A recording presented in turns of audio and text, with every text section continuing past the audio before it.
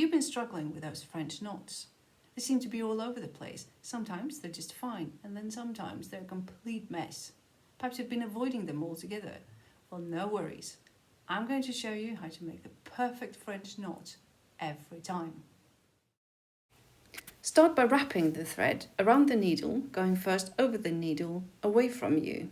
Here I wrap around 3 times, then I pull the thread back towards the eye of the needle so I can clearly see where to aim. And at this point, you should be able to let go and the thread should stay in place. If the stitch unravels, unwrap it and start over. It's a lot easier to do at this stage than after the stitch is finished. When you pull the thread around the needle, be light on your hand so the thread is taut against the needle but not too tight. If you pull too hard, it will be difficult to pull the needle through. It will be easier if you use a milliner's needle.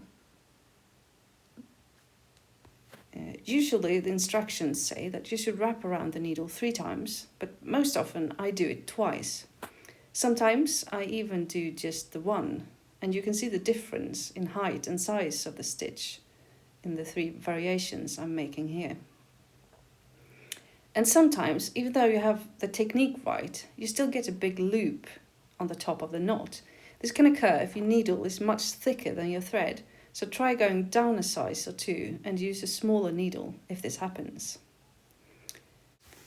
Another thing you need to know is that the knot will not be placed where you started the stitch, but where you finish it. If you make a regular French knot and go down through the fabric some distance away from where the needle came up, you will create an elongated French knot, also known as a pistil stitch. This stitch can be used for making the pistils on flowers, but it's a versatile stitch that can be incorporated in other motifs as well. Try making a few in different directions or in different lengths, making the knot big or small by wrapping the yarn around the needle once, 2, or maybe 3 times.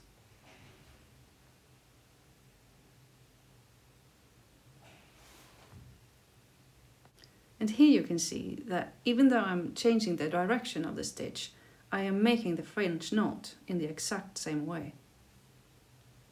And there you have it.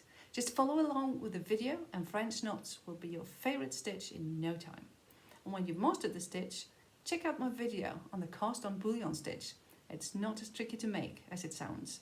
I'll post a link to the video down below and I hope to see you there.